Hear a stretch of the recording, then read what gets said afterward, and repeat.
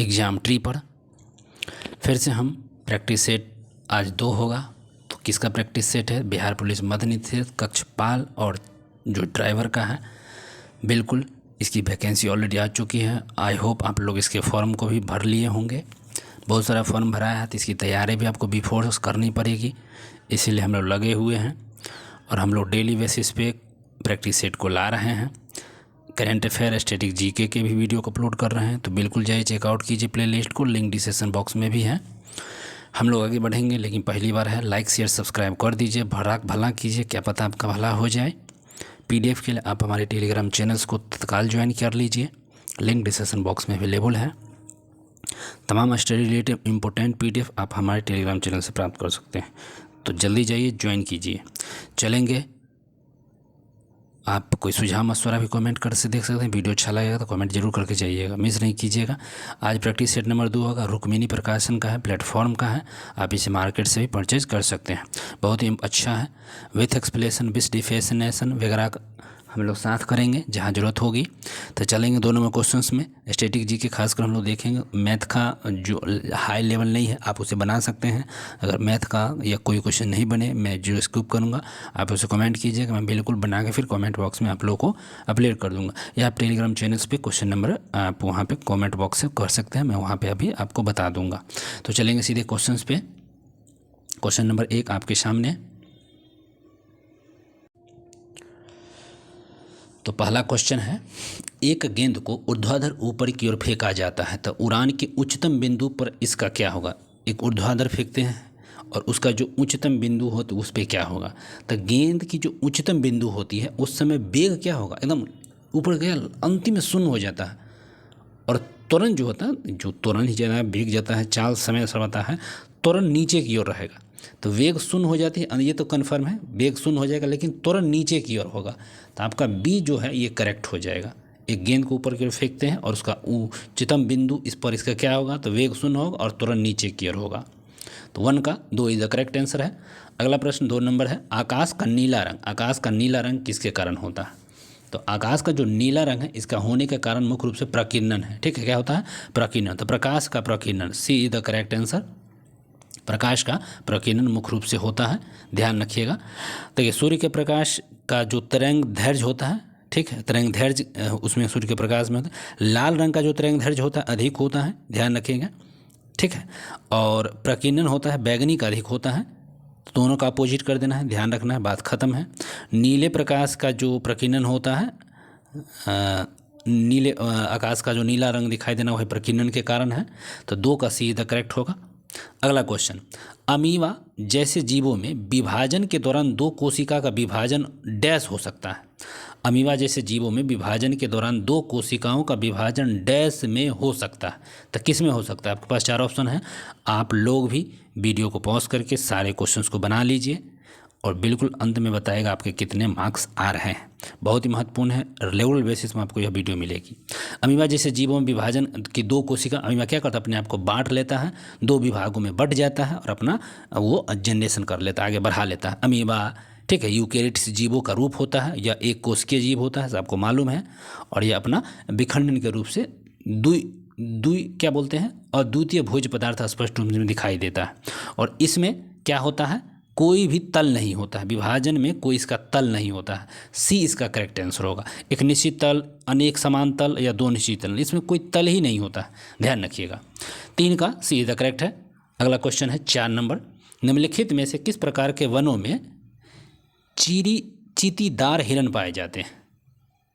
पूछा गया है कि इनमें से कौन सा वन है जिसमें चीतीदार हिरण पाए जाते हैं? कांटेदार, पर्वतीय, पर्णपाती, मैंग्रोव।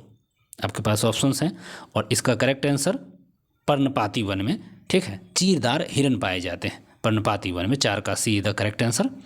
अगला क्वेश्चन 5 नंबर, नियत चाल से किसी कण की वृत्तीय गति क्या होती है? आपके ऑप्शन सामने है। नियत चाल से किसी कण का वृत्तीय गति क्या होगा? आवृत्ति, सरल, न तो आवृत्ति न तो सरल, आवृत्ति परंतु सरल आवृत्ति नहीं, पूछा गया है। 5 का करेक्ट आंसर आपके सामने डी हो जाएगा, आवृत्ति किंतु सरल आवृत्ति नहीं होगा। D is the correct answer यहाँ पर हो जाएगा 5 का, ध्यान रखिएगा। अगला क्वेश्चन पर करेंगे 6 नंबर, यदि पिंड का संवेग 100% बढ़ा दे तब P बराबर क्या होता है, m भी सबको मालूम है, संवेग बराबर द्रव्यमान वेग फॉर्मूला होता है। पिंड का वेग 100% बढ़ा दिया जाए तो उसका गतिज ऊर्जा में बढ़ोतरी क्या होगा, आप इसके फॉर्मूला के माध्यम से भी निकाल सकते हैं। और होता है ना 100% मतलब x into x plus x into x y बटे 100, 100 गुने 110, 300% हो जाएगा इसका, सीधा सीधी 300% ध्यान रखिएगा।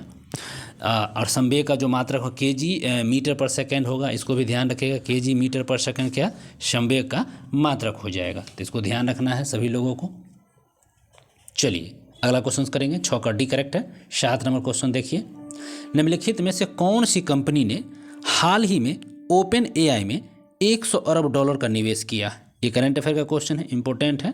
एक कंपनी पूछा है जिसने ओपन एआई में 100 अरब डॉलर का निवेश किया, वह कौन सी कंपनी है, आपके सामने ऑप्शन सामने में ही है, वह कौन सी कंपनी है जो निवेश किया है। तो एनवीडिया कंपनी है, बहुत हाई फाइड कंपनी भी है Nvidia, C the correct option होगा। AI artificial intelligence full form है और एआई का जनक जॉन मैकार्थी होगा, तो इसको भी आप ध्यान में रखेंगे। और एनवीडिया ने इसमें 100 अरब डॉलर का निवेश किया है। अगला क्वेश्चन आपके सामने है, चिकित्सा के क्षेत्र में नोबेल पुरस्कार मोस्ट VBI, ठीक है। मेडिकल के क्षेत्र में भी नोबेल पुरस्कार 2025 मिला है। 10 दिसंबर को यह पुरस्कार मिल चुका है ऑलरेडी। आज कितने दिसंबर है तो मालूम ही होगा, 24 दिसंबर। और आपके पास ऑप्शन है मैरी ई बुनको, फेडरक रामस्डेल और शिमोन साकागुची। ये तीनों जो हैं, ये ABC तीनों, ये तीनों को क्या मिला है, मेडिकल के क्षेत्र में संयुक्त रूप से नोबेल पुरस्कार मिला है। फिर से एक रिकॉल कर लीजिए, मैरी, फ्रेड और शिमोन, ध्यान रखेंगे, ये तीनों मेडिकल के क्षेत्र में नोबेल पुरस्कार प्राप्त किए हैं। अगला क्वेश्चन 9 नंबर है, निम्नलिखित में से किस देश में टाइफून मिसाइल प्रणाली को विकसित किया गया है। तो टाइफून मिसाइल प्रणाली किस देश के द्वारा विकसित की गई है, तो यह अमेरिका के द्वारा विकसित, अमेरिका, संयुक्त राज्य अमेरिका, इसकी राजधानी वाशिंगटन DC है, ध्यान रखेंगे। और यहाँ के राष्ट्रपति डोनाल्ड ट्रंप हैं, JD वेंस यहाँ के उपराष्ट्रपति हैं, ठीक है। टॉम हॉक क्रूज मिसाइल और SM-6 मिसाइल के द्वारा इसको टाइफून मिसाइल को दागी जा सकती है। 9 का E करेक्ट होगा। अगला प्रश्न 10 नंबर है, गंगा का पर्यायवाची कौन सा होगा, बहुत VBI क्वेश्चन। गंगा का पर्यायवाची शब्द इनमें से कौन है, नयर, नीर, चिप्तगाथा, नयन, जल और उडगन। आपके पास 4 ऑप्शन थे और इसका गंगा का पर्यायवाची करेक्ट हो जाएगा त्रिप्रगाथग्गा, त्रिपथग्गा जो हो जाएगा, यह पर्यायवाची करेक्ट हो जाएगा। नयन जल का पर्यायवाची नेत्र होता है, नयन हुआ, लोचन हुआ। नयन नीर का पर्यायवाची लोर, आंसू, आंख से जो आंसू उसको बोलते हैं नयर जल, ठीक है, ध्यान रखेंगे। अगला क्वेश्चन है 11 नंबर क्वेश्चन, विग का विलोम क्या होता है, विग का विलोम क्या होगा, तो विग का विलोम अग होता है, विग का विलोम क्या शब्द होगा, तो अग होगा, ध्यान रखेंगे, अग। अगला क्वेश्चन 12 है, इत्यादि शब्द में कौन सी है, इति जोड़ आदि, आप यहाँ कह सकते हैं इति जोड़ आदि, यहाँ हो जाएगा, इसको बोलते हैं इत्यादि। और इसमें कौन सी साथ संधि होगी, सबको मालूम ही है, यन संधि होगी, और यन ऑप्शन का है B में। इति जोड़ आदि इत्यादि, इसमें कौन सी संधि है, तो यन संधि है। अगला क्वेश्चन,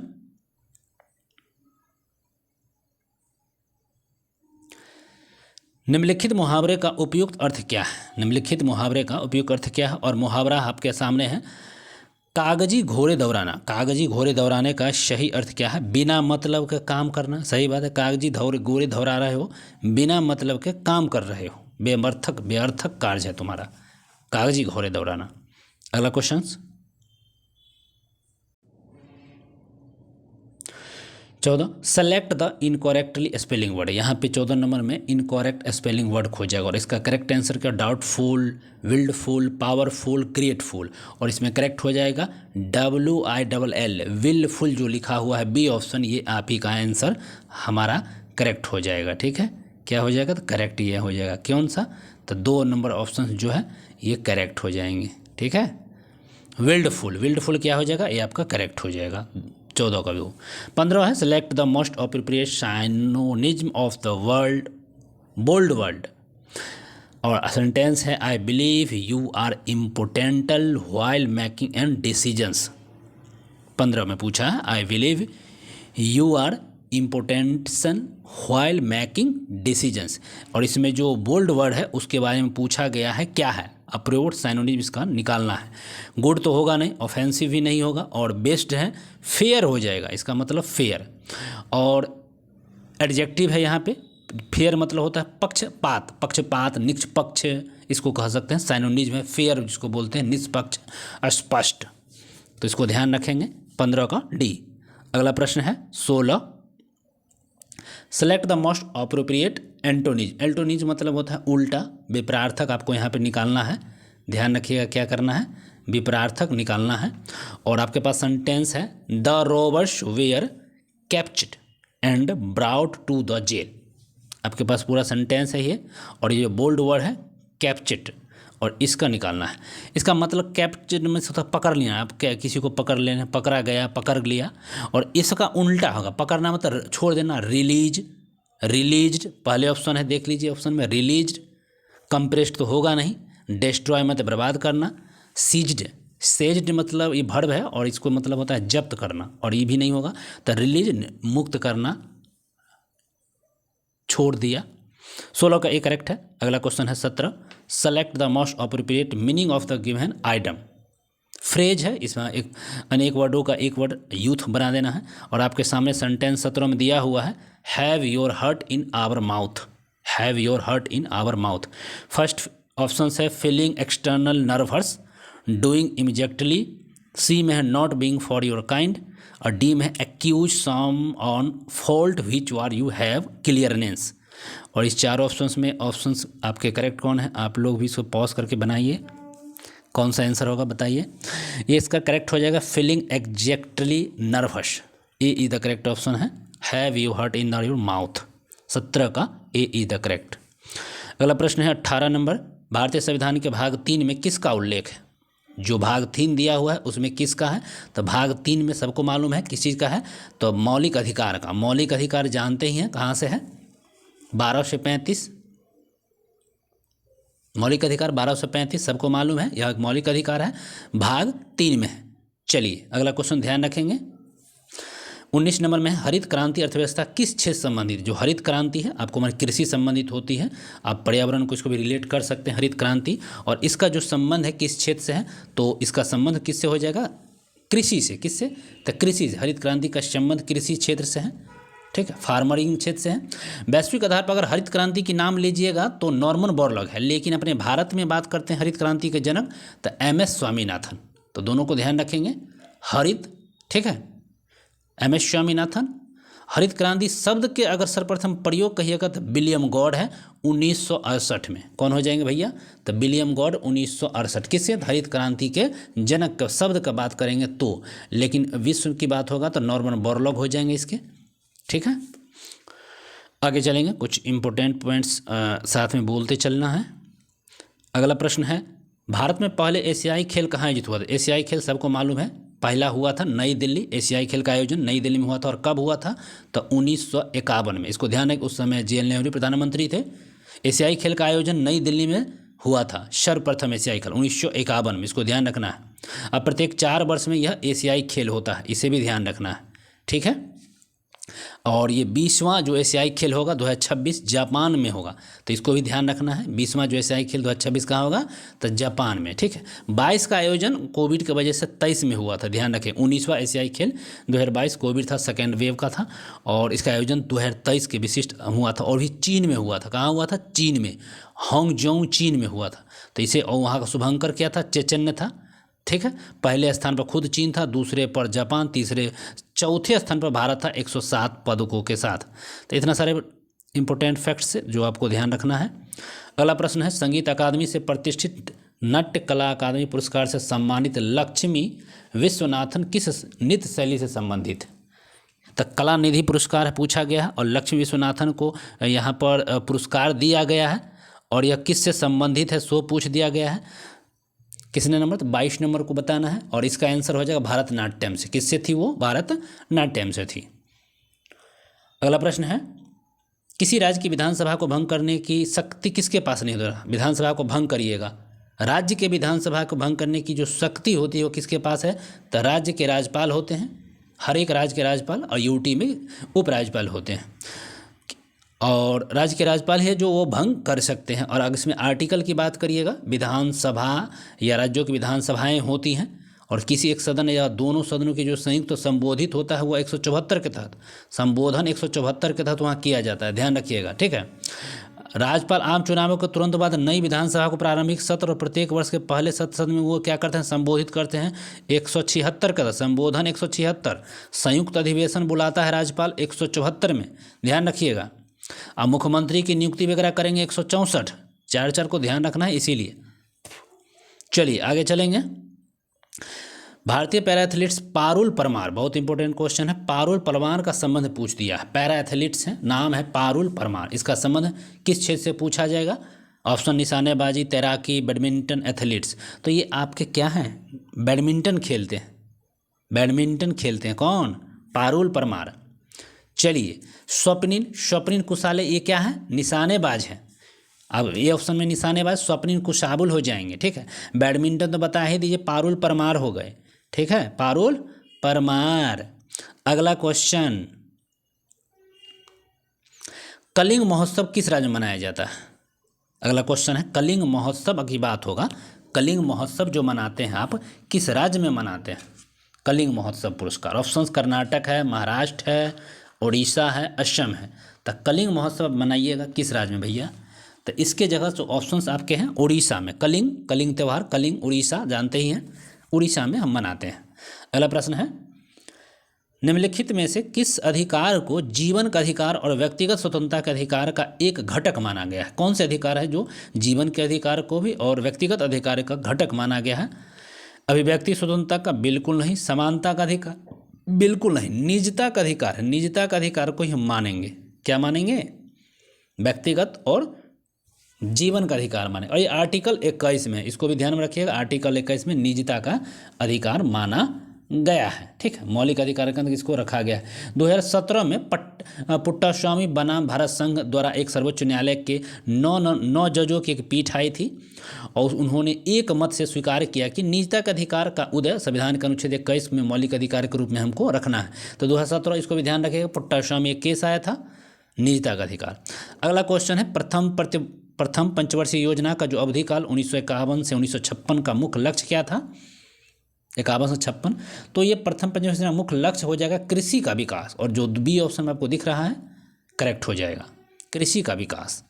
अगला क्वेश्चन है 28 और इसमें आपका है मैथ, लंबाई चौड़ाई ऊंचाई दी हुई है और घनाभ का पृष्ठीय क्षेत्रफल पूछा गया है यहाँ पे 28 नंबर में। तो हम सिर्फ फार्मूला बता देते हैं, घनाभ का पृष्ठीय क्षेत्रफल 2 × LB + HB + LH। फिर से बोल देते हैं, घनाभ का पृष्ठीय क्षेत्रफल क्या होगा? 2 × मतलब गुना कर सकते हैं, लंबाई गुने चौड़ाई जोड़ चौड़ाई गुने ऊंचाई जोड़ ऊंचाई गुने लंबाई। अब इस फार्मूला को कंप्लीट कीजिए, बिल्कुल आपके आंसर मैं बता देता हूँ, बी इसका करेक्ट होगा, बना के आप लोग कमेंट कर दीजिए। अगला क्वेश्चन करेंगे 29, इसका भी देख ली। एक वस्तु का क्रय मूल्य दिया हुआ है यहाँ पर, कॉस्टिंग प्राइस 16% का लाभ पर आप इसको बेच रहे हैं और इसका विक्रय मूल्य निकालना है, तो आराम से निकाल लीजिए, कोई दिक्कत नहीं है। आंसर मैं बता देता हूँ, इसका 29 का आंसर हो जाएगा ए 7482। अगला क्वेश्चन 30 देख लीजिए, इसमें भी है मैथ है। 29 लीटर दूध है, घोल में इतना लीटर दूध है, लीटर इतना दूध है, बाकी जो बच जाएगा स्वाभाविक है वो पानी होगा।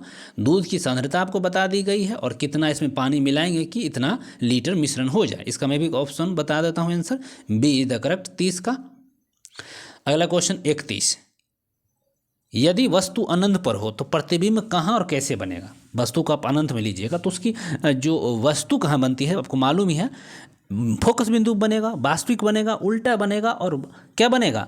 छोटा बनेगा, बिंदु के आकार का बनेगा, बहुत ही कम दूर से आएगा तो बहुत कम ही बनेगा ना, फोकस बनेगा लेकिन छोटा बनेगा, वास्तविक और उल्टा बनेगा, स्वाभाविक है, बी इज द करेक्ट 31 का। अगला प्रश्न सामने है, प्रतिरोध का ऐसा मात्रक, भैया प्रतिरोध क्या हो जाएगा? ओम। प्रतिरोध का मात्रक सी जो ओम में लिखा हुआ है, सी इज द करेक्ट। अगला प्रश्न फिर देखेंगे, यदि अपवर्तनांक का मान बढ़ता है तो डैश हो, यदि अपवर्तनांक का मान बढ़ता है तो डैश है। अपवर्तनांक का मान जब बढ़ेगा तो प्रकाश की दिशा में विचलन बढ़ता है। जब अपवर्तनांक का मान बढ़ेगा तो उसका विचलन का भी मान धीरे धीरे बढ़ता चला जाएगा। वेरी वेरी इंपॉर्टेंट, नोट कर लीजिए।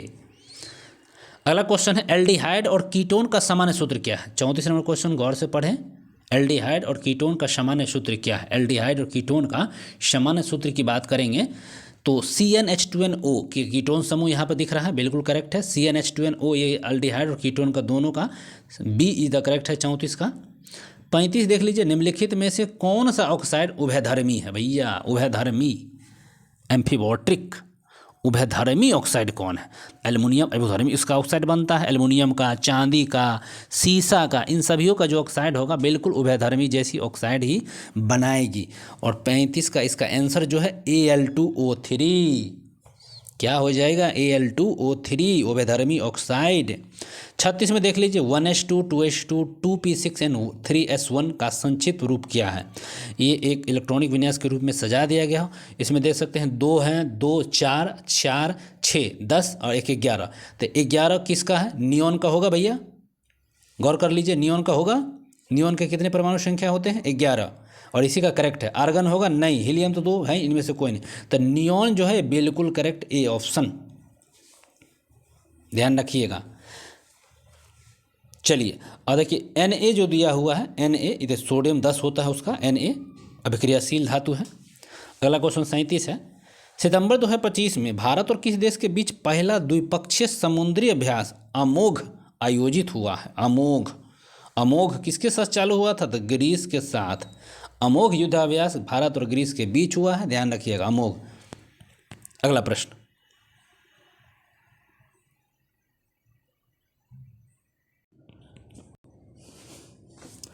अगला प्रश्न है 22 सितंबर 2025 से भारत में किस टैक्स सिस्टम में ऐतिहासिक बदलाव लागू हुआ है? एक टैक्स सिस्टम है, पहले स्लेब 4 थे, उसको घटा के अब 2 स्लेब कर दिए गए हैं टैक्स को, GST को, ठीक है।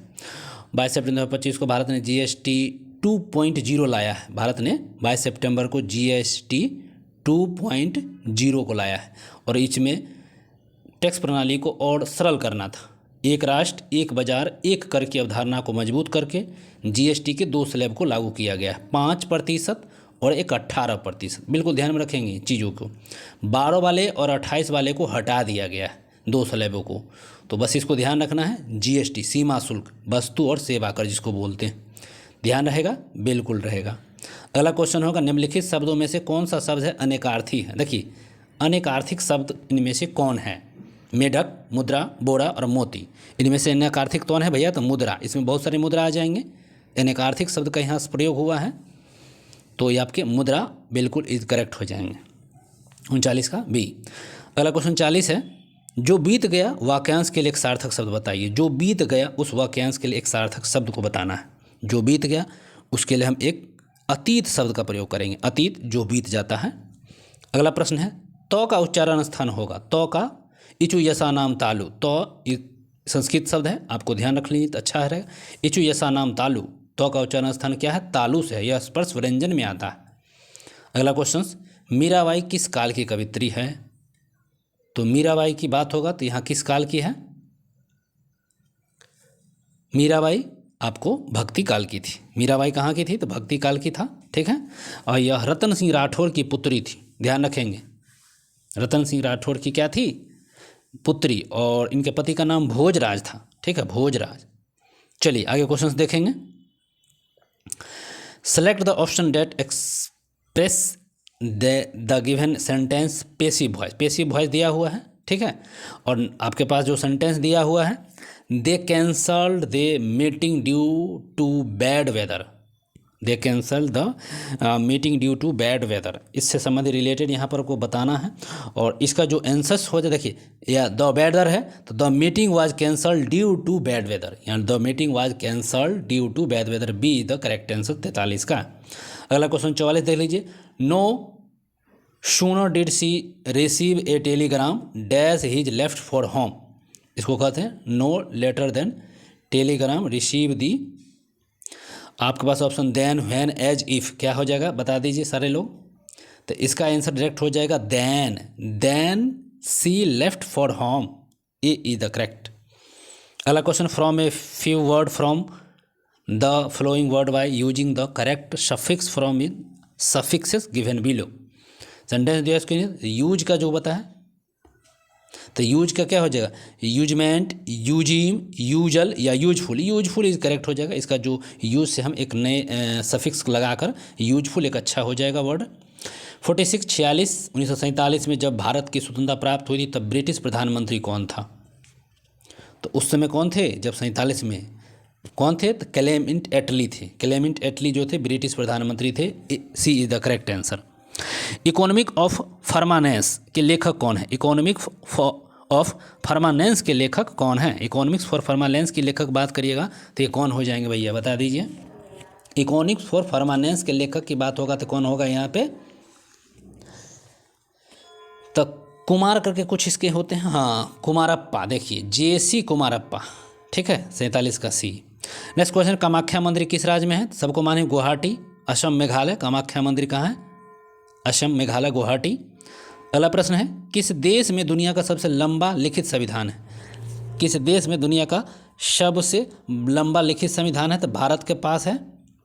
निम्नलिखित में से किसे भारतीय स्वतंत्रता के पहले युद्ध के तौर पर जाना जाता है? तो पहले युद्ध के तौर पर जाना जाता है 1957 के विद्रोह को हम, ठीक है, 1957 के विद्रोह को पहले युद्ध के तौर पर हम क्या करते हैं, इसको जानते हैं। नेक्स्ट क्वेश्चन हो जाएंगे, कौन जल पट्टिका भारत और श्रीलंका को अलग करती है? जल पट्टिका है और भारत श्रीलंका को अलग करेगा तो पाक जलमनुरस जो है, पाक स्ट्रेल्ट जो है, पाक जलमनुरस जो भारत श्रीलंका को क्या करती है? अलग करती है। बिल्कुल ये सही है। अंडमान हिंद महासागर की तरफ से, दक्षिण चीन सागर को जोड़ती भी उधर से है। सांची स्तूप किस शहर में है? तो आपको कहता है सांची स्तूप कहाँ पर है भैया? तो सांची स्तूप भोपाल में पड़ेगा। सांची स्तूप भोपाल के थोड़ा पास है, 50 किलोमीटर की दूरी पर। नेक्स्ट क्वेश्चन, अंतर्राष्ट्रीय परमाणु ऊर्जा एजेंसी IAEA की स्थापना किस वर्ष हुई थी?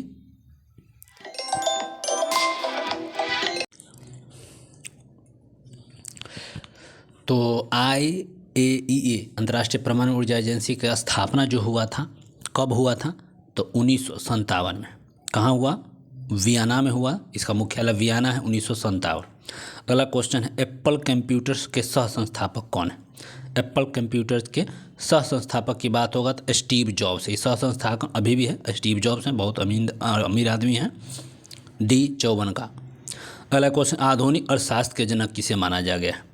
आधुनिक अर्थशास्त्र के जो जनक हैं एडम स्मिथ हैं। कौन है? Adam Smith. एक अगला क्वेश्चन हो जाएगा, एक वह न्यूनतम, ये आपका मैथ है, आप लोग इसे खुद बनाइए, नहीं बनने पर आप हमसे पूछ सकते हैं। इसका आंसर मैं आपको बता दूं, 56 का सी हो जाएगा। 57 में मैथ है, आप इसे बिल्कुल ट्राई करें, बहुत ही ईजी क्वेश्चंस पूछे जाते हैं बिहार पुलिस, बिहार दरोगा वगैरह, BSSC में। इसका ए आंसर होगा 57 का ए। 58वें क्वेश्चन को देखेंगे, कौन सा कैलोजन नहीं है? वह तत्व जिसका परमाणु क्रमांक 8 होता है, कैलोजन है? नहीं है। परमाणु होगा 34 जिसका क्रमांक वो भी होगा, 16 वाले होगा, लेकिन 13 नहीं होगा। बिल्कुल ये 54 का डी करेक्ट हो जाएगा। कैलोजन किसका नहीं है? तो 54 का डी। नेक्स्ट क्वेश्चन 59 है, कौन सी अभिक्रिया संभव होगी? कौन सी अभिक्रिया है जो क्या होगी? संभव होगी। आपके सामने है CSO4 प्लस Ca, CSO4 ही वही अब प्लस कॉपर को अलग कर रहा है। ये संभव है? तो यही बिल्कुल संभव है, बाकी कोई संभव नहीं है। 59 का ए। अगला क्वेश्चन 60 है, सोडियम कार्बोनेट के इनमें से किस हाइड्रेट में क्रिस्टलन जल के 10 अणु होते हैं? तो सोडियम का जो होते हैं उसको हम क्या बोलते हैं? धोवन सोडा। और धोवन सोडा में क्या होता है? 10 अणु उसके पाए जाते हैं, 10 H2O इसमें पाया जाएगा धोवन सोडा में। अगला क्वेश्चन 61, प्राकृतिक रूप में कितने तत्व पाए जाते हैं? तो 94 हो जाएंगे। प्राकृतिक रूप में कितने तत्व पाए जाते हैं? तो 94, 94। अगला प्रश्न है, जीवन की उत्पत्ति का रासायनिक संश्लेषण सिद्धांत, theory of the chemical evolutions किसने दिया था? रासायनिक संश्लेषण सिद्धांत किसने दिया था? तो ये ओपेरिन और हॉल्डेन ने दिया था। ओपेरिन और हॉल्डेन ने, बी द करेक्ट हो जाएगा। नेक्स्ट क्वेश्चन है, इमल्सीकृत वसा पाचन करने वाला एंजाइम कौन सा है? तो इमल्सीकृत वसा पाचन को बनाने वाला एंजाइम की बात होगा तो ये लाइपेज। क्या होगा भैया? लाइपेज। चलिए आगे क्वेश्चन। अगला है, प्रधानमंत्री सूर्य घर योजना के तहत थेरेडो किस राज्य का चौथा सौर गांव बन गया है? प्रधानमंत्री सूर्य घर योजना के तहत थेरेडो किस राज्य का चौथा सौर घर बन गया है? थेरेडो पूछा गया है, यह कौन सा चौथा बन गया है? तो ये गुजरात बन गया थेरेडो। ठीक है। अगला क्वेश्चन है, doctor APJ Abdul Kalam science city का उद्घाटन किस राज्य में किया गया है? साइंस सिटी की बात होगा, डॉक्टर अब्दुल कलाम के नाम से साइंस सिटी का जो उद्घाटन हुआ है बिहार में किया गया है, ठीक है, बिहार में। अगला प्रश्न है, त्रिपुरी सुंदरी मंदिर का उद्घाटन हाल ही में किस राज्य में किया गया? त्रिपुरी सुंदरी मंदिर, इसका उद्घाटन त्रिपुरा में ही, नाम से ही त्रिपुरी सुंदरी मंदिर त्रिपुरा में किया गया है। नेक्स्ट क्वेश्चन, नियाग्रा जलप्रपात कहाँ है? तब उत्तरी अमेरिका में हो जाएगा। नियाग्रा जलप्रपात की बात होगा तो उत्तरी अमेरिका में है।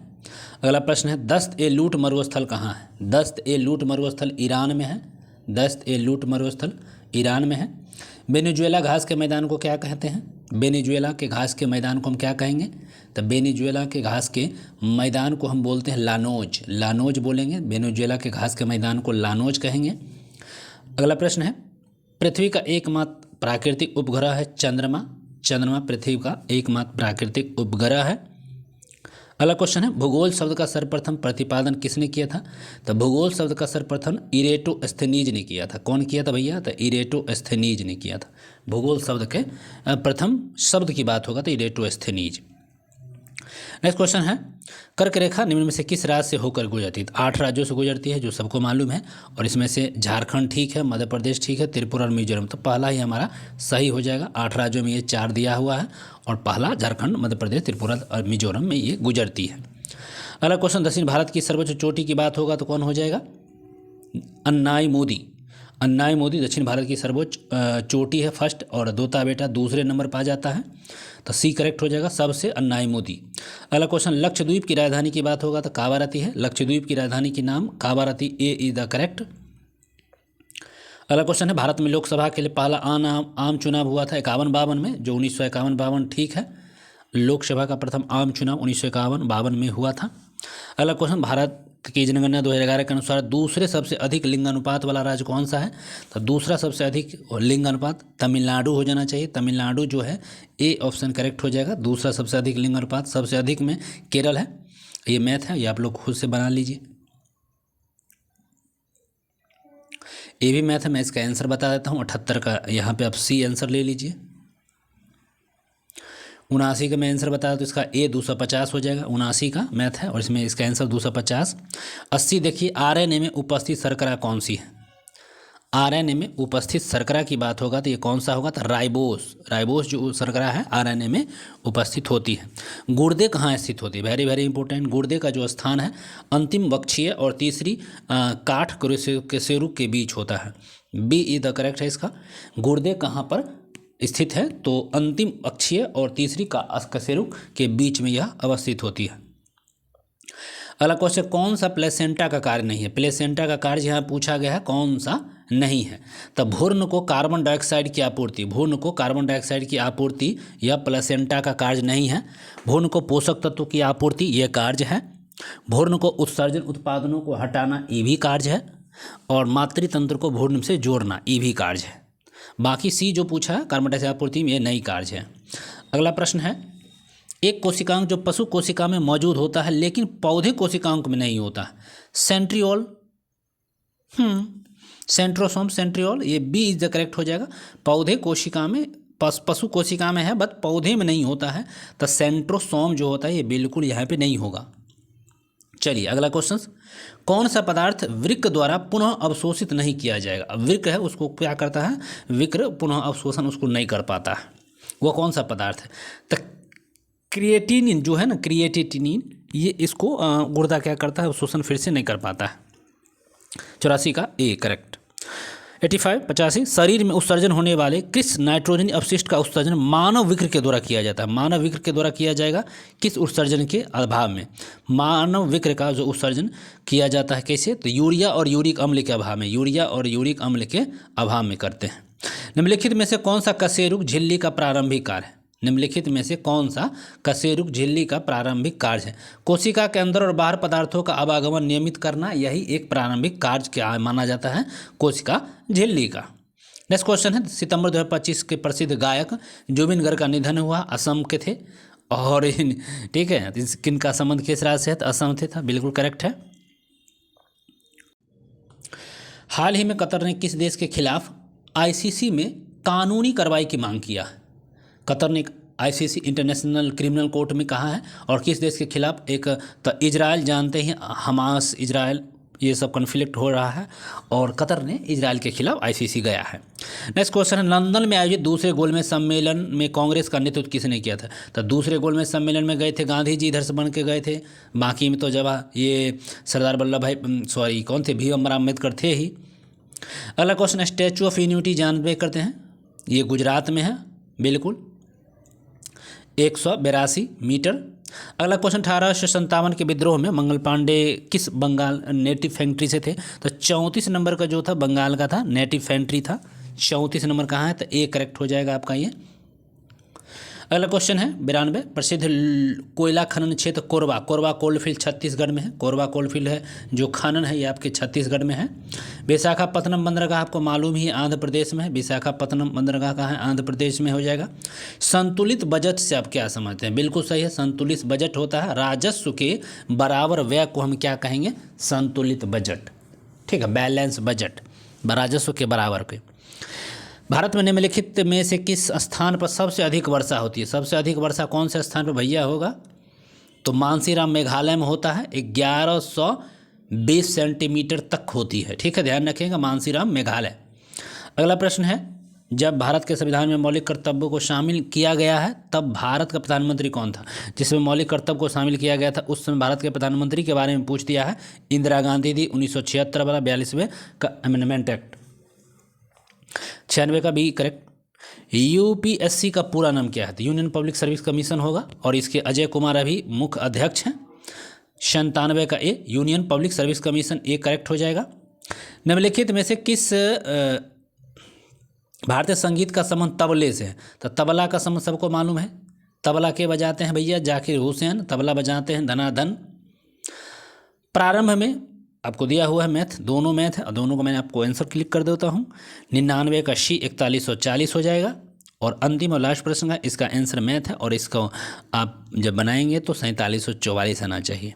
किसी भी मैथ में प्रॉब्लम हो आप कमेंट कीजिए क्वेश्चन नंबर को, मैं निश्चित रूप से आपको इसका सॉल्यूशन दूंगा। तो वीडियो अच्छा लगा तो लाइक शेयर सब्सक्राइब कर दीजिए। कोई कमेंट कोई सुझाव आप कमेंट करके बताइए, एक दिल आप मुझे जरूर भेज सकते हैं। बाय बाय, टेक केयर, पढ़ते रहिए, लव यू।